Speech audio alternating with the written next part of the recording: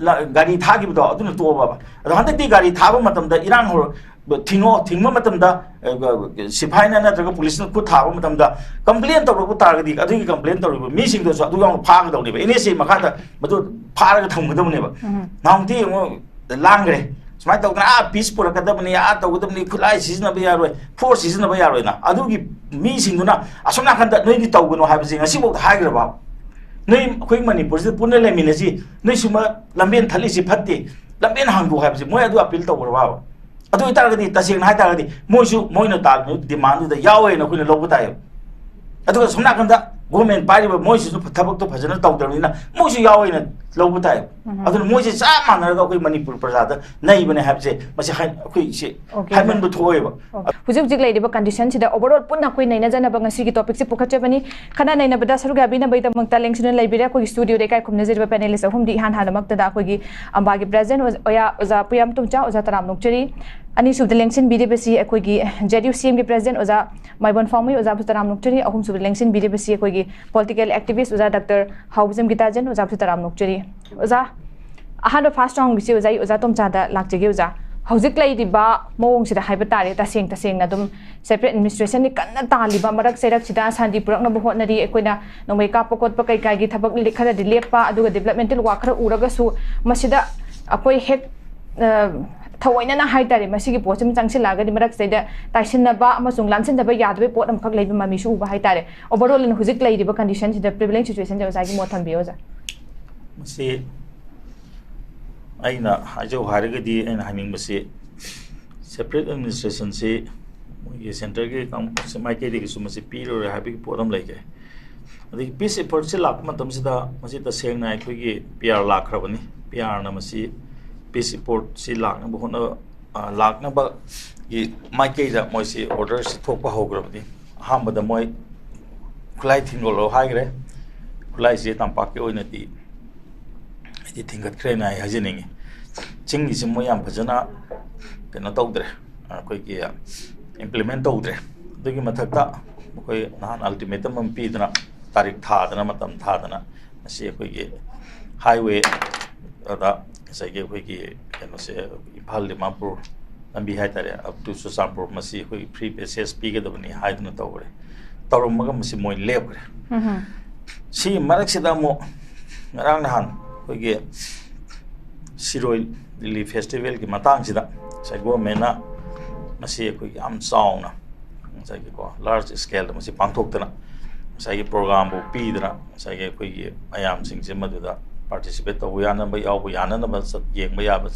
sat pa yana na masilak ko matam sida sai ki chatli ba sai government department di IPR ha tare di IPR na sin ba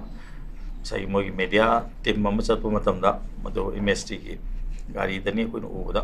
maduda manipur thaba yaroi haidana sai ko central forces na madu thinga kiba maduda ge mo na hokna tongan mo ong madu ji rang mo changchel leibise masi na masi yam nongaite tasengna hojik akoi gi peace effort sida changchel leiba pochida sai ko hojik ki leiriba sai gi government na thoiba sai ingba tapa I think sai santi have tare ko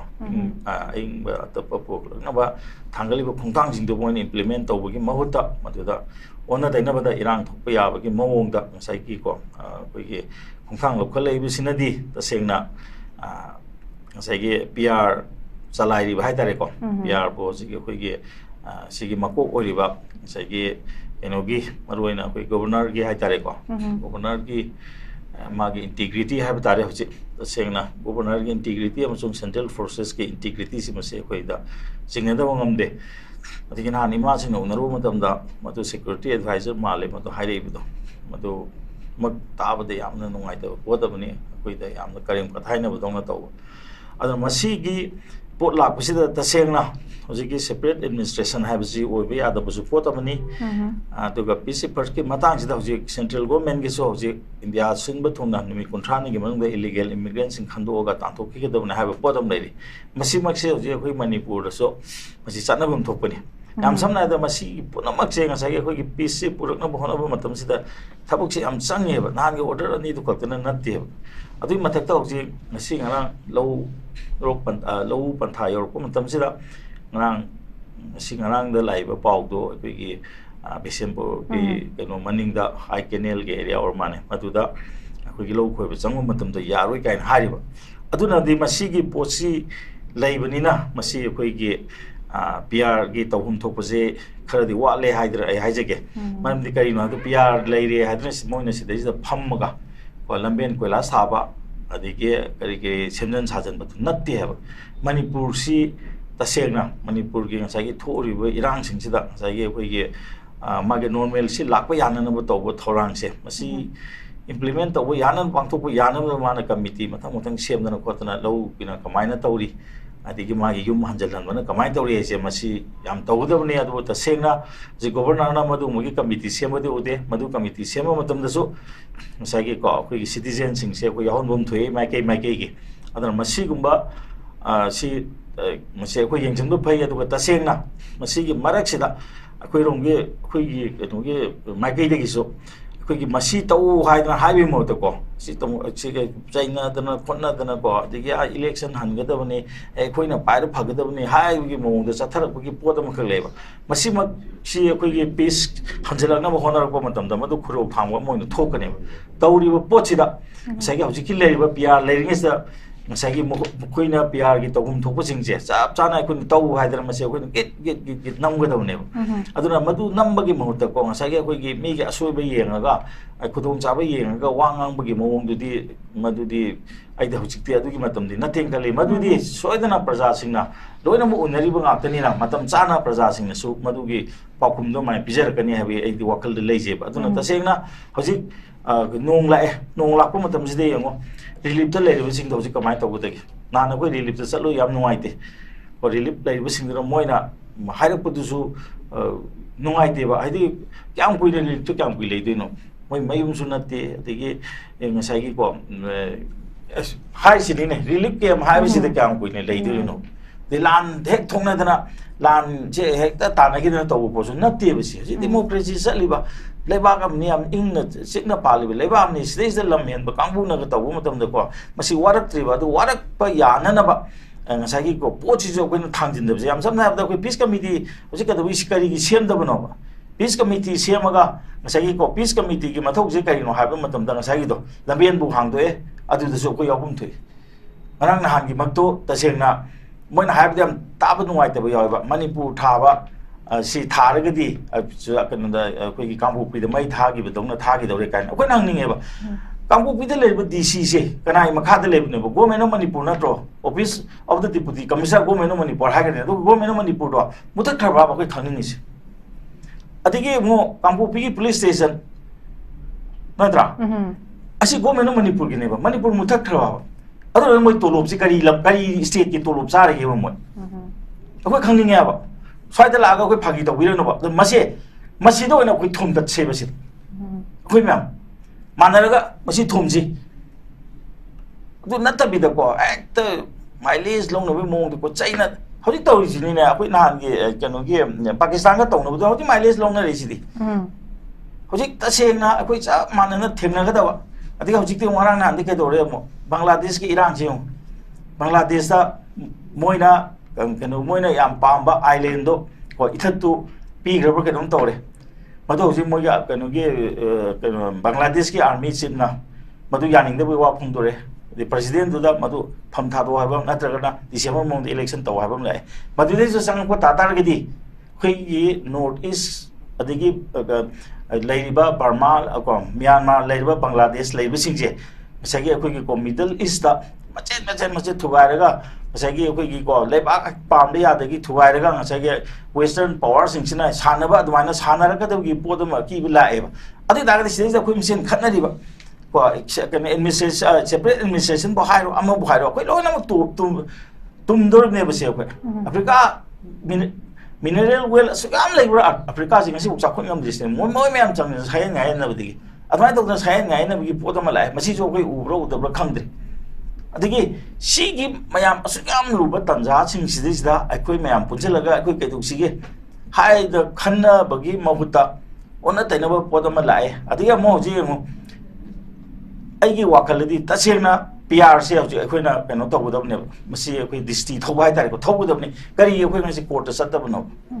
मना नान गिदुनी सकदबने अखोई गी माइकै देबदे अखोई नान resolution लौगरे अखोई PIL चलसेना चलने सोइना नोंनि सुंग अखोई PIL चंगनगरनेबा दुमाय तौदना लैरिबा तै जिंगसिनो PIL संग करी गिनो मणिपुर गी मनुंग मणिपुर थाबा यारो हाबसे करी गिनो हाबसे मोय पाकुम पेरुम थोक्तबरा अदु लैनरिबा इरांग मरकसिदा अदि करी गी नान गी कनो दो ngasi bokta kari gi kano government thoiba lambian hangane haibdo ngasi bo implement tawdri kai no aduna to obaba amutang gari thagi bdo aduna to obaba ado handati gari thaba matam da irang hor thingma matam da sipai na natraga police na khu thaba matam da complaint tawro bu targadi adu gi complaint tawro mi sing do so adu yang phag do ne ba ene se makha da madu pharaga thamgado ne ba naumti mo langre Smart talk na peace pura kada bani a talk kada bani kulai season na bayar roy force season na bayar roy na adu ki mi sing na asam na kan da noi di talk no have sing asi bok high graba noi khoi Manipur se punna le min si noi suma lamben thali si phatte lamben hang do have si moi adu appeal to graba adu itar ga di tasing na itar ga di moi su moi na tal demand da yawe na khoi na lobu ta adu asam na kan da government party ba moi su thabak to phajana taw dar ni na moi su yawe na lobu ta adu moi se sa man na khoi Manipur prajada nai bane have se masi khoi se hamen bu thoi ba aduna han ba gi oina di contradiction of separate administration and peace report have se ai han ba gi round da ismana thamje gi okay ja thank you sida makoi gi role je wat maram na akoi thujin bangam da bane have posim le loi loi na akoi hujik lam da me thoi bi rang si dai da maram mayam am laikre masi sagalak pudai tongan tongan different region le adi one of the reason masi hengat halak discale to rak matam da thon bagi result ma ka khaira ga de koi leiriba district council bo oiro masi piriba mai senariba power aduga chakthung angon da extend to busi masi se akoi gi wat pa hai tare aduga yog da khot da du mayam leiba dai pen da that is also one of the reason have ne koi ga jamai bon thambi se sigum basing se koi yenga kanda masi phajana koi gi balancing gi pot lai tara ga di separate administration talakpa gi pot chu lakna bi maru maram mam ka kusino ko hen bai pot su palle hai tare swai matang gi da nei hoja tum cha da lak se ge oja ka mai thambi ni ga ja yam no ayo da khomina har ko dai gon da so ayo opening ma layeng khale maram di kano da Manipur da lai ba pot se koi khamai na mun sang district council na traga na panchayat hai bisi asagi ko administration da grassroots mase da separate administration gi mathau ke su leite adu manate mase to moina talibasi nai nadri da district council ki election to ba yaro ina thing je kana na thing ye sing number 1 masi hoi khambam sang district council ki election to ba yaro ya na thing na hoi congress ki matam da ibu bi ki matam da ko masi to ba ji kana na thing namna na budi to ki ko masi ko ning jang ko pai adika to pa mana district council of laitre supersede to gre section kya da to ge section 47 of the district council act ne supersede kamai to ni phajana chalai ba ngamdre ha ba kan sahi ma masin supersede to ya adu de ki di tha taruk taruk ji thingane supersede to ne ba kana ge ya ba yauraga hilia committee ga ya ba yauraga moi tampak tai na ba yauraga hilia committee ga ya ba yaudre gi district council election e to pa ya de am sahi ma di ngami adu de ki tha taruk taruk ji moi lorung ane ba hilia committee je ko mi de ya ba ya ba kari gi no mo na ko da tai na ris adi mo gi function of hilia committee je section 29 de yauri ba kari kari moi thabuk suba ya ge se hilia committee da sinaba lambi gi moi na pai municipality da sinaba lambi gi municipality na semune municipality road ena masi gi paisa asang ba chang da je kana na ka ge da ge municipality ki su municipality na budget sem ja ga da ni hilia ngasa gi ching gi su district council na sin ga da ni district council da leiba se hill people have the tribal adu da have leite yamna communal ba podam hoji thok le hill people have never it never mentions about tribal have why ga ku sel kuno ji mo na am kana tawri se ko ko tribal ni ka na tawri se tribal have si di am chakot ba gi makala mane ba ko mo am chakot ba am pam bra adu gi khudong jaw mo lori ke no phare na hoji hoji chinga paisa kai na tra kai di se kana na kai ga no paisa ek pulab ek la ga nang ni pi ga da bra na te budget sem ga da bani budget te kana na semi मंत्री Singh MLA Singh पुल्लगा bureaucrat के top Singh same गदम नत्रो करी की same दगेबा हजि Manipur की चनबी अम लैयेबा vote कान बगिदम तहाना कागी बिसिंग सैगने चिंग सु ओरे तम दसु ओरे ꯑꯗꯨꯅ ꯑꯩꯈꯣꯏ ꯍꯥꯏꯅꯩꯗꯨꯗꯤ ꯁꯨꯡꯇꯣꯛ ꯇꯣꯛꯇꯕ ꯄꯨꯈ꯭ꯔꯤ ꯑꯃ ꯇꯧꯕꯒꯤ ꯄꯩꯁꯥ ꯀꯥꯏꯊꯣꯛꯑꯝꯃꯦ ꯌꯦꯡꯉꯨꯀꯥꯟ ꯇꯧꯔꯝꯗ꯭ꯔꯦ ꯐꯨꯟꯗ ꯌꯥꯗ꯭ꯔꯦꯅ ꯐꯨꯜꯂꯦ ꯍꯥꯏꯗꯣ ꯃꯁꯦ ꯃꯔꯝꯗꯤ ꯀꯩꯅꯣꯗ ꯍꯧꯖꯤꯛ ꯑꯩꯈꯣꯏꯅ ꯑꯦꯝ ꯑꯦꯜ ꯑꯦꯁꯤꯡꯁꯤꯗ ꯁꯥꯎꯕ ꯌꯥꯗꯦꯕ ꯑꯦꯝ ꯑꯦꯜ ꯑꯦꯁꯤꯡꯁꯤꯕꯨ ꯂꯩꯕꯥꯛ ꯁꯦꯝꯒꯦꯅ ꯀꯥꯈꯤꯕꯁꯤ ꯀꯅꯥ ꯌꯥꯎꯒꯦꯅꯤ ꯍꯟꯗꯛꯇꯤ ꯈꯪꯉꯦ ꯀꯨꯀꯤꯁꯤꯡꯁꯤꯗꯤ ꯃꯣꯏꯗꯤ ꯐꯠꯇꯕ ꯋꯥꯈꯜ ꯑꯃꯒꯤ ꯃꯇꯨꯡ ꯏꯟꯅ ꯃꯣꯏꯗꯤ ꯇꯧꯔꯝꯃꯦꯕ ꯏꯂꯦꯛꯁꯟꯁꯦ ꯑꯇꯩꯗꯤ ꯂꯩꯇꯦ ꯎꯗꯦꯕ ꯑꯇꯩꯗꯤ ꯃꯔꯝꯗꯤ ꯀꯩꯅꯣꯗ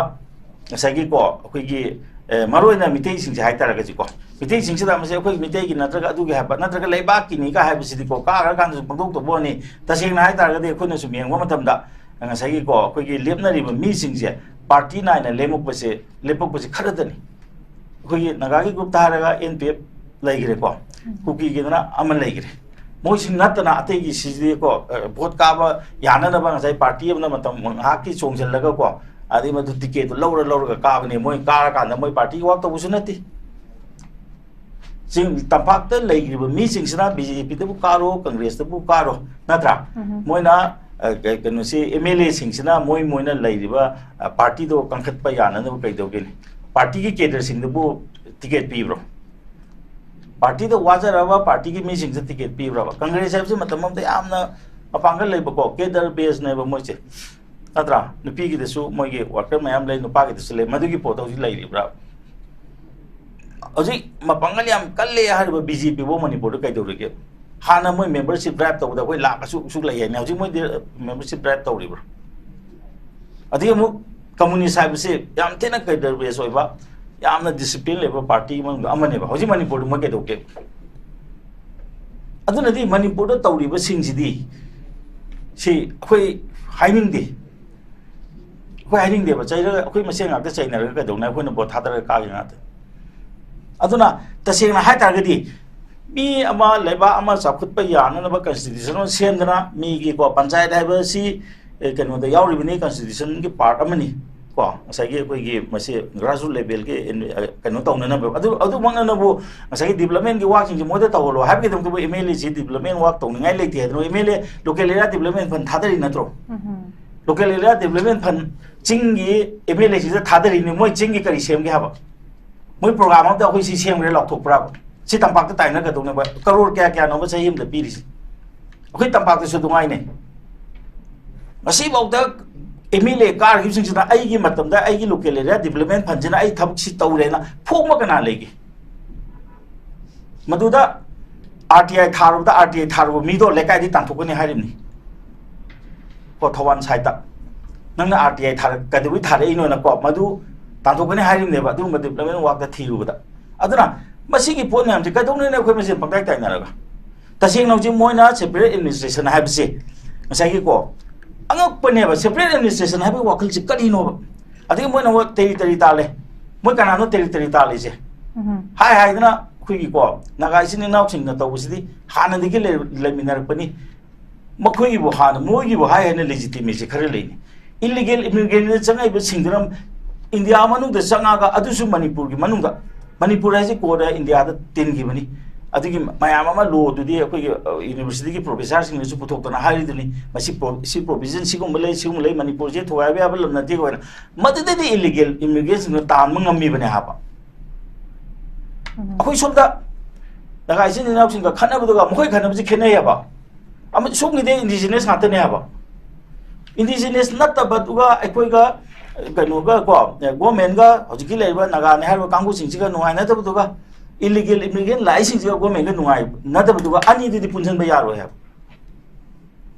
ꯍꯧꯖꯤꯛ ꯇꯁꯦꯡꯅ ꯅꯍꯥꯟꯁꯨ ꯀꯣ ꯗꯤꯃꯥꯟ ꯇꯧꯔꯦꯀꯣ ꯍꯧꯖꯤꯛ ꯀꯩꯅꯣꯒꯤ ꯆꯤꯡꯒꯤ ꯀꯩꯅꯣꯁꯤꯡꯁꯦ ꯗꯤꯂꯤꯃꯤꯇꯦꯁꯟꯗ ꯌꯥꯗꯦ ꯍꯥꯏꯕ ꯄꯣꯠ ꯑꯃꯗꯤ ꯂꯩꯔꯦꯀꯣ ꯗꯤꯂꯤꯃꯤꯇꯦꯁꯟꯗ ꯑꯩꯈꯣꯏ 35 ꯁꯣꯟꯕꯤꯌꯨ ꯍꯥꯏꯔꯦ ꯃꯣꯏꯁꯨ ꯌꯥꯝ ꯁꯣꯟꯈ꯭ꯔꯦꯕ ꯀꯩꯅꯣꯒꯤना ꯃꯈꯥꯔꯣꯝꯗ ꯀꯨꯀꯤꯒꯤꯅ ꯃꯁꯤꯡ ꯑꯁꯨꯛ ꯑꯩꯈꯣꯏꯒꯤꯅ ꯑꯁꯨꯛ ꯑꯅ ꯍꯥꯏꯒꯠꯂꯛꯑꯦꯕ ꯀꯨꯀꯤꯒꯤ ꯀꯃꯥꯏꯅ ꯃꯁꯤꯡ ꯍꯦꯟꯒꯠꯂꯛꯏꯅꯣꯁꯨ ꯃꯣꯏ ꯍꯪꯕ ꯉꯝꯗ꯭ꯔꯦꯕ ꯍꯧꯖꯤꯛꯇꯤ ꯗꯦ ꯀꯦꯅꯣꯠ ꯑꯥꯛꯁ ꯃꯣꯏ ꯀꯣꯏꯁꯟ ꯔꯦꯖ ꯇꯧꯕ ꯉꯝꯖꯗ꯭ꯔꯦꯕ ꯑꯗꯨ ꯃꯣꯏꯗꯤ ꯃꯁꯤꯡ ꯍꯦꯟꯒꯠꯄꯗꯤ ꯃꯊꯧ ꯇꯥꯏ ꯁꯦꯅꯥꯄꯇꯤꯗꯒ ꯂꯩꯔꯤꯕ ꯃꯣꯏꯒꯤ ꯀꯩꯅꯣꯗ ꯀꯟꯁꯇꯤꯇ꯭ꯌꯨꯁꯟ ꯑꯃꯗ ꯂꯩꯔꯤꯕ ꯃꯤ ꯃꯁꯤꯡ ꯑꯁꯦ ꯑꯁꯨꯛꯀꯤ ꯃꯇꯤꯛ ꯌꯥꯝꯈ꯭ꯔꯦꯕ ꯑꯗꯨꯃꯥꯏꯅ ꯇꯧꯗꯅ ꯃꯣꯏꯅꯁꯨ ꯇꯥꯟꯕ ꯃꯇꯝꯗ ꯃꯅꯤꯄꯨꯔꯒꯤ ꯍꯧꯖꯤꯛ ꯂꯩꯔꯤꯁꯦ ꯍꯨꯝꯐꯨꯅꯤ ꯃꯣꯏꯅ ꯍꯥꯏꯁꯦ 50 ꯑꯃ ꯄꯤꯔꯣ 10ꯒ ꯀꯌꯥꯅꯣ 10 ꯑꯃ ꯃꯥꯅꯦ ꯑꯃꯗꯨꯅꯀꯣ 10 ꯑꯃ ꯄꯤꯔꯣ ꯑꯗꯨ 35 ꯑꯗꯨ ꯇꯥꯔꯒꯗꯤ ꯁꯤꯗꯩꯁꯤꯗ 25 ꯈꯛꯇꯪ ꯉꯥꯏꯍꯧꯔꯦ ꯑꯗꯨ ꯇꯥꯔꯒꯗꯤ ꯃꯣꯏꯅ ꯇꯥꯟꯕ ꯃꯇꯝꯗ ꯑꯩꯈꯣꯏꯒꯤ ꯌꯥꯎꯅꯗꯤ ꯇꯥꯟꯕꯤꯔꯝꯗ꯭ꯔꯤ ꯀꯔꯤꯒꯤꯅꯣ ꯇꯝꯄꯥꯛꯇꯗꯤ ꯍꯦꯟꯒꯠꯐꯝ ꯊꯣꯛꯇꯕ꯭ꯔꯣ ꯑꯗꯨꯗꯤ wakanjida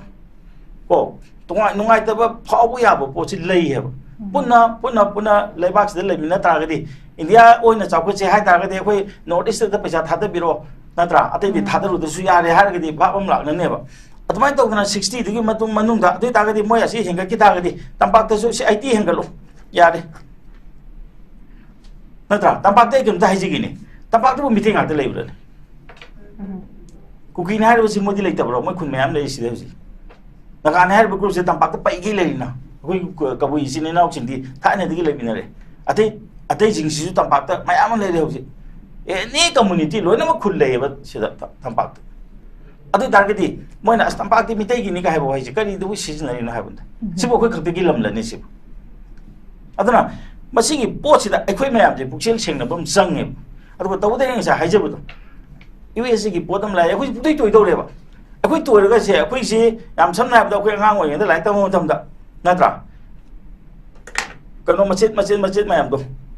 amum to de am lai thude pulagdi thude pungam de manipur je kan kan thude kade ga ekhoi leminari ba ekhoi mayam je lingjen manda dar ba manipur di toi ne haba aku population kam yaung ge hajina bangladesh na muklai didi notice hoji maybe ya but moi hapcha lai didi kari no manam di no they have a large population moi do sida flooded tor ko mandam ai rai karai denu akoi sida ko mungna si mang le dong ne badna akoi punjat bam changi akoi lingyan manabam changi atoi daga de hoji ki lai ba kuki ne hajiri bu do moi na hoji saga lai du moi imung pun ba abra ne moi imung manungi mi gi right pi bra ne moi an natana khunda moi ge villager gi right lai bra ne Adang je ba administration je kana administration mo se be administration nai je moi bo jati am dong na lei bra ha kuki habsi kuki na te habsi lei re wifi kamai kuki sing doi ba atopa mayam lei ri ko adi mar kamai kuki oi doi ba hekta pullaga ya bra kuki ha po se moi masa na su lei ti harim ni british na lana thonjalam bi harim ni lana thonjal bi ha bi wakal lu da tawraga hoji moi na kaim ta na te paisa gi ngata ni tong na ri se okay hoji su ta cheng hai tar ga di hoji government se bi na hai ni ne ai di sing na lei ba nan keno da budget ta paisa mayam kai gre ba moi na government nam sem ta ga di paisa se keno na pr na sin na thok ne adu ki nam ta moi government sem na ba khona ra ko ne hai bi ai this is one of the ground leba ki na te na khalle ba mam ni keno da kai gre paisa mayam ka nai put chaki to ge adu ta ga di moi da kai bayam lei ba tuna ko na ai na hajening badi hoji ka ba separate nung bread hai bi masi topi ro ko masi separate hai bi ai gi yum da ai na dum panjari ko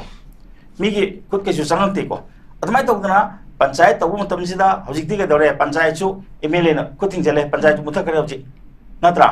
panchayat muthat pidem lai adu ga district council muthat pidem luiba district council muthat pidi ngasai section 47 gi matungina ngasai gi ko ahamba sahi amadi yare go mena ngame matangi tha taruk sidi hilera committee ga ya bu yok didi yadi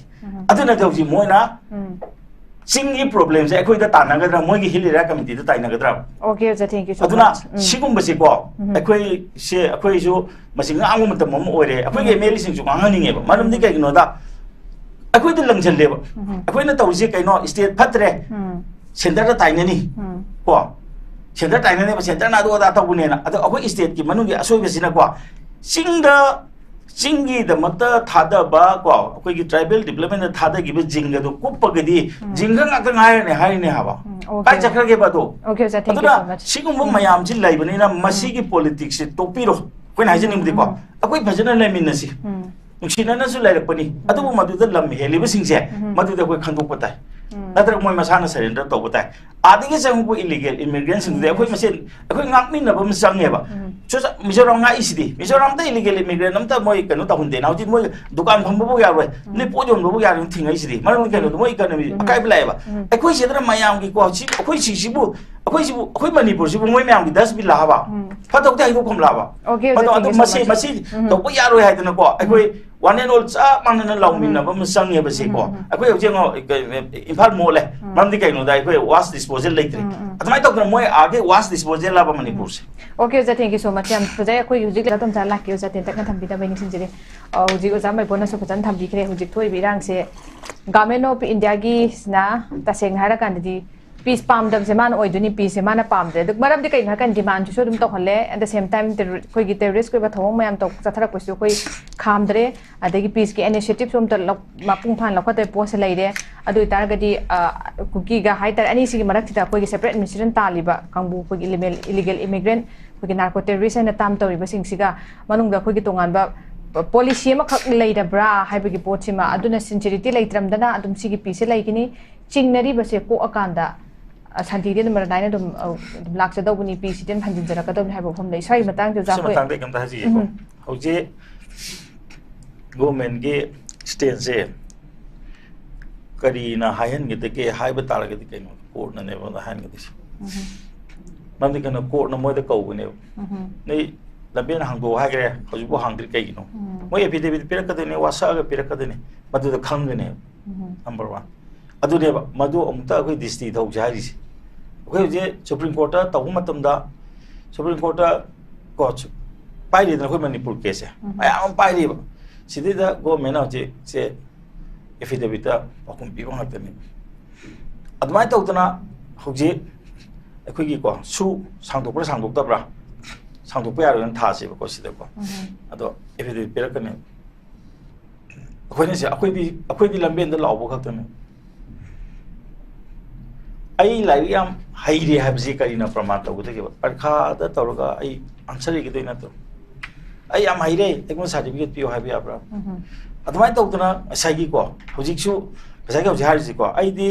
india government de tai ne ning de am de government ne city ko abstract over po to mane mi me am na sa ne india government gi oine di manipur se manipur thaba yaro habje order su ku puthro oy puthok su yaro heb ado sai man da sadari do kari no khang hai tar ga di moi je ko gu da bani kana na ko bong ami court na akoi court sun ga chatte ha ba nange je any problem ha ko court san is di kai no court is na kai no ha bam to court is di ko satli ba ai wo men gi order mayam je masi yeng jan bam ne ha akoi na lambi da lang bu tu na nat di ha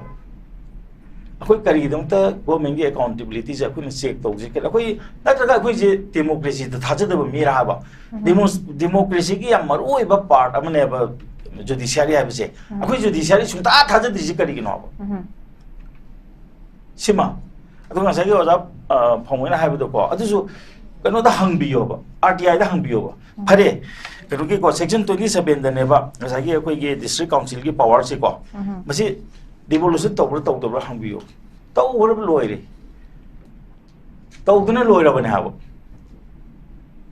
maram de kai no ha ba matam da thabok ha pa matam da chandel da malik mukla e ba district council na maram de district council ma koi gi post creation tau ngami post ha pa ngami ba ama nam na ha pe ba go mena thingi to ngam gi de ba to se siguma mukna ba ma chang ha ba adubu akoi gi sidi kari no ha matam da akoi da sanari sing sidi kai no MLA sing sina ko tampak ta su oi re MLA na paisa ning ya ba man de paisa ma ya ma municipality thadare municipality commissioner na sizis na ga da bodo moi kuting jale ya ba man de no election to mo to moi makha de am taw ya municipality na ta ga district council je MLA sing ji ko nga sa gi ko bi thado bodo na thado ya aduna mase hoi madum ma hai bu ju phati phate thado ko male na ha si ko adu makti ai ngon ju phase da bu male ko direct kan to bu de aduna sigum ba po chi ui ha aduna ta se na hai ta ga di devolution to re 19 ke no da sem be ge ni 1972 ada gi eng ni kariana to ri da du ta 1972 da to ga ngasi bu to power p de ha ta ga di mo ju kari gi court sa ta no power p de asem ba de de ai ta sai ge ba sigi se power p de ha ta ga di kari gi court sa te ge kai gi power p 3 no और पीबगे दम तो पैसा का आई ने तो पैसा का सिन लगे पैसा